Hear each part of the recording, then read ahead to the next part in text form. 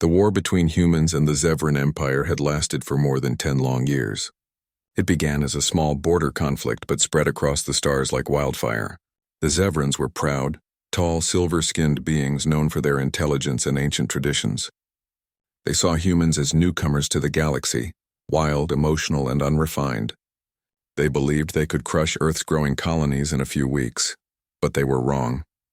The humans did not have stronger ships or better weapons. What they had was something different, a will that refused to break. When their fleets were destroyed, they rebuilt them. When their cities burned, they stood again. The Zevrans could not understand such stubborn courage. After years of endless battles, both sides grew tired.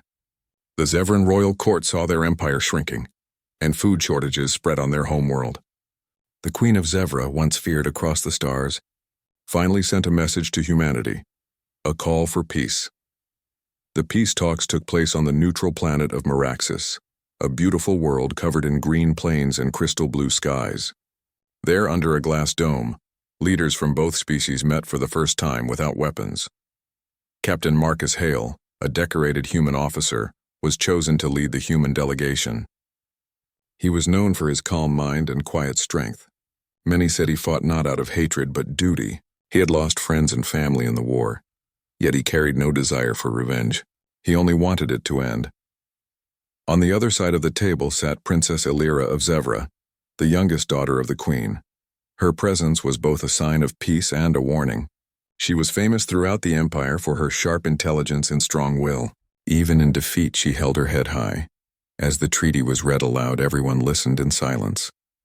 The humans demanded reparations, territorial access, and diplomatic missions. The Zevrans agreed they had no choice.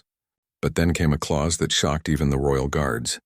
To ensure lasting peace, the document read, each royal house of Zevra will assign one member of their bloodline to serve under human supervision, as a bonded envoy until trust between our species is fully restored. Murmurs filled the chamber. The Zevran Council looked uneasy. No one wanted to give their sons or daughters away, even for peace. The Queen hesitated, her golden crown trembling in her hand. But she knew the cost of refusal. Another war, one her people could not survive. Her voice broke the silence. So be it, she said. We agree. And with that, fate was sealed. When the names were read, the entire room froze again. Princess Illyra of Zevra, assigned to Captain Marcus Hale, representative of Earth. Illyra's silver eyes widened in disbelief. For a moment she thought she had misheard. A princess, assigned to a human, to him? The air grew heavy. Her guards gripped their weapons, but the Queen raised her hand to stop them. Marcus stood quietly. He did not smile, nor bow, nor show pride. He simply said, I accept. His voice was calm, but inside he felt uneasy. He did not want to own anyone. But he also understood what refusing would mean. It could shatter the fragile peace. After the ceremony, Illyra approached him. Her long silver hair shimmered in the lights, her expression a mix of anger and disbelief. You can't possibly think I belong to you, she said coldly. Marcus met her gaze without flinching. No, he said softly. You belong to your people. But until this treaty stands firm, I'm responsible for your safety. Safety? She repeated with a bitter laugh. That's what conquerors always say before they build cages. He didn't answer. He only nodded once and turned away. For her, it was an insult. For him, it was duty. That night, Illyra sat alone in her quarters, staring out the window at the blue curve of Meraxis. Her world had changed in a single day. She was no longer a princess, she was a symbol of surrender. She had studied human history before, reading about their wars, their politics, and their stubborn belief in freedom. Yet now she was bound to one of them, and it made her heart twist with both fear and confusion. The next morning, the human ship Odyssey arrived to take them back to Earth's diplomatic base. Illyra stepped aboard with her chin held high. Every human she passed stopped and stared, not out of mockery but awe. No one had ever seen a Zevran royal in person before. Her silver markings glowed faintly in the light, and her eyes reflected both pride and sadness. Marcus greeted her at the docking bay. Welcome aboard, he said politely. She looked around at the bustling human crew, men and women in simple uniforms, talking, smiling, working side by side. There was no rank arrogance, no forced silence like in Zevran ships. It was strange. "These are your soldiers?" she asked almost mockingly. "They're my team," he replied. "Every one of them keeps this ship alive." Her gaze softened just slightly. She could sense honesty in his tone. Days turned into weeks as they traveled through space. Marcus often worked long hours in the command room, reviewing reports and writing peace plans. Alara spent her time observing. She walked through the corridors, watching humans eat, laugh, and argue. Their emotions were loud, their bonds genuine. It confused her more each day. One afternoon, she found Marcus helping an engineer fix a broken energy conduit. A captain doing manual repair work? Unthinkable in her culture. In Zevran ships, high officers never touched tools. She stood there silently until he noticed her. "Need something, princess?" he asked, wiping his hands. "I don't understand you people," she said honestly. "You command them, yet you work beside them." He smiled faintly. "That's how humans survive. We lead by earning trust, not fear." Those words lingered with her long after he walked away. Later that night, she stood in her cabin, looking at her reflection in the mirror. She was wearing a simple human-style uniform Marcus had given her. Soft, practical, nothing like her jeweled robes. For the first time, she looked less like royalty and more like one of the crew. It made her chest feel heavy. "Is this who I am now?" she whispered. Her reflection offered no answer. During one quiet meal in the ship's mess hall, a young human technician accidentally spilled a drink on her table. He froze, pale with fear, expecting anger. Alira's instinct was to scold him, but she stopped. Instead, she heard Marcus's voice in her memory. "We lead by earning trust, not fear." She took a breath. "It's fine," she said gently. "Just be careful next time." The boy smiled in relief and thanked her before running off. For the first time, Alira felt something strange. Respect, not demanded but given freely. As days passed, the distance between her and Marcus began to fade. They spoke often, about their worlds, their histories, their beliefs. She told him about the Zevran Code of Honor. He told her about Earth's long struggle for unity. Sometimes they disagreed fiercely, but there was always a quiet understanding beneath it. One evening, as they watched the stars from the observation deck, Alira finally asked, "Do you truly think humans and Zevrans can live in peace?"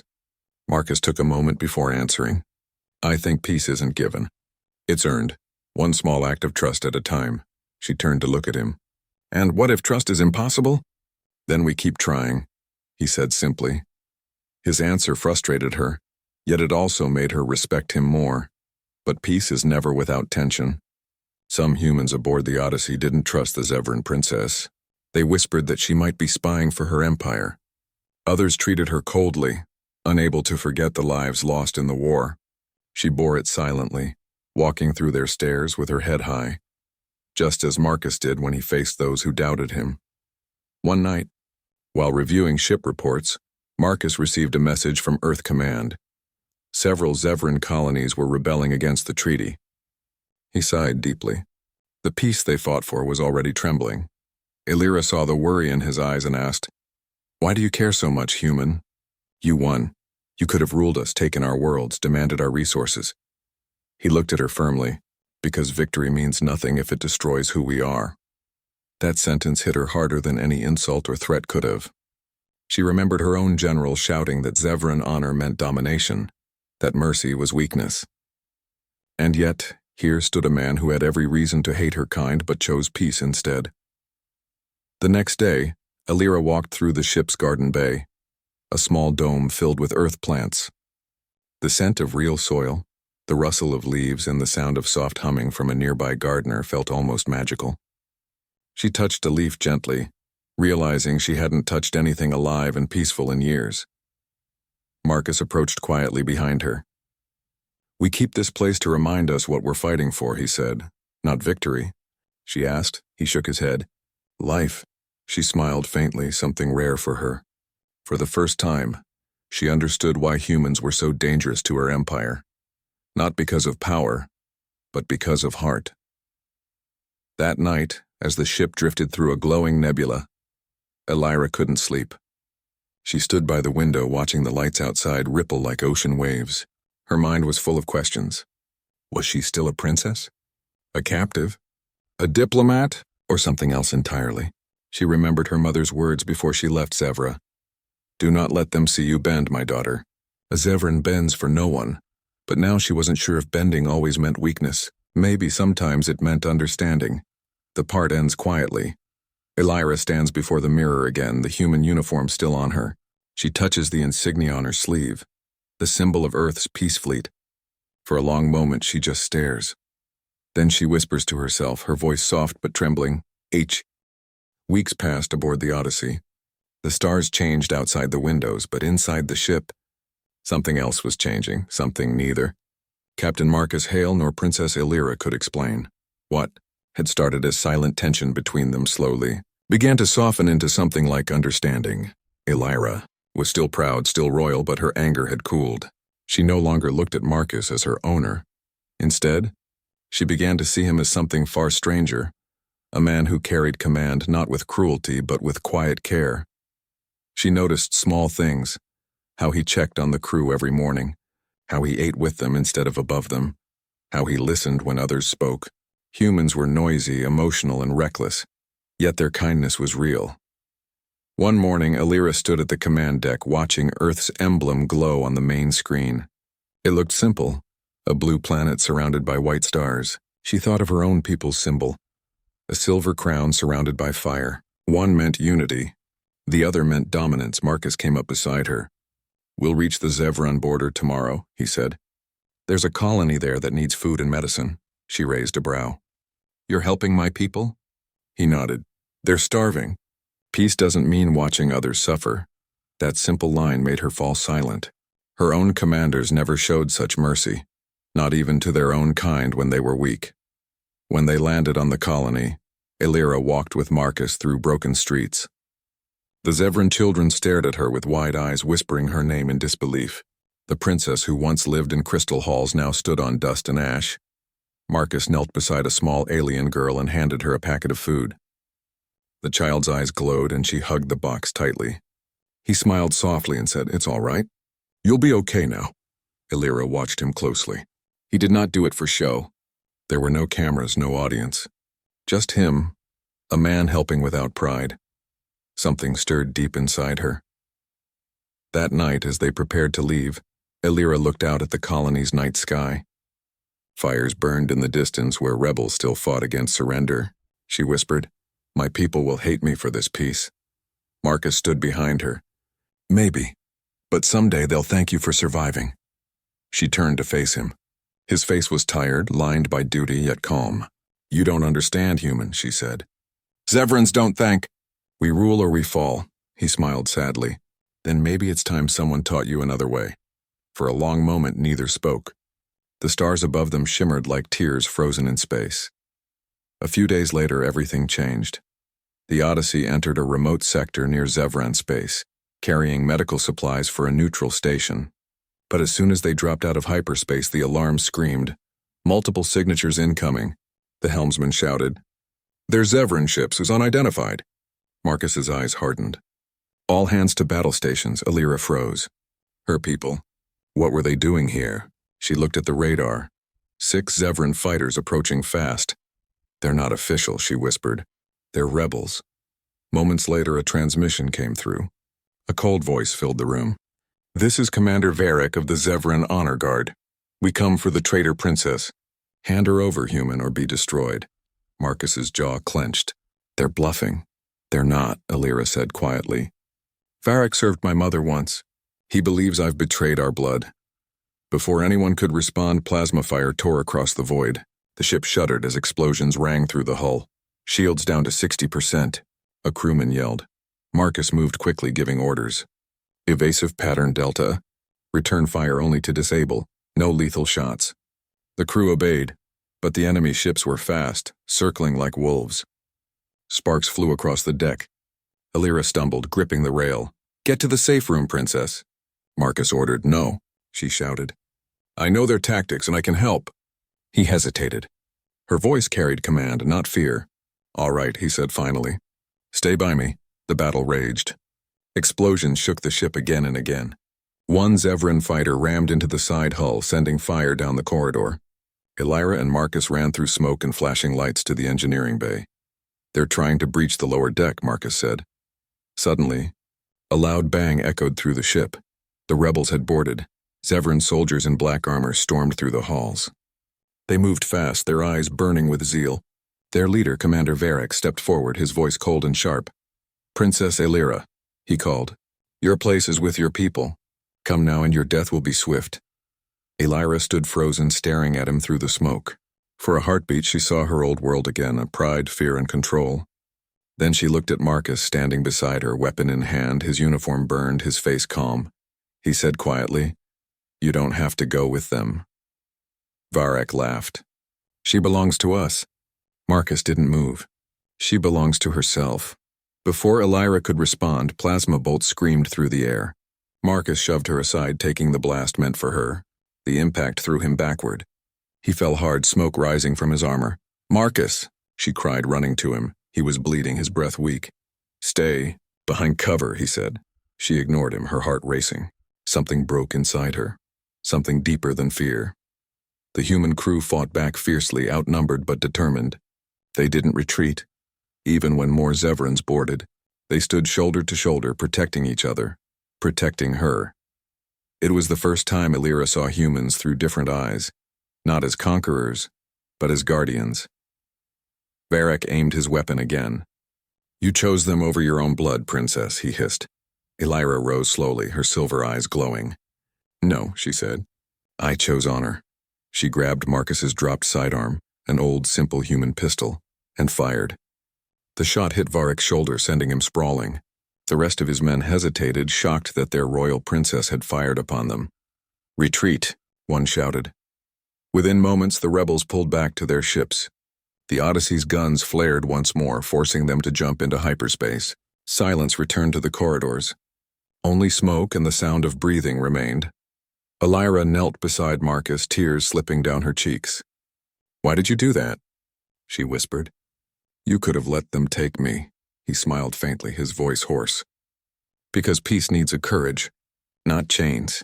His eyes closed and he fell unconscious. She shouted for help. Medics rushed in, carrying him to the infirmary. For 3 days, Marcus hovered between life and death. Elira refused to leave his side. She sat by his bed, watching the heart monitor beep softly in the dark room. Every human who passed treated her gently, calling her princess with genuine respect. It was strange. Even after everything, they still cared. One night, when the room was quiet and only the stars shone through the window, she spoke softly to the unconscious man. "I thought I knew strength," she said. "But you showed me something else. You risked your life for me.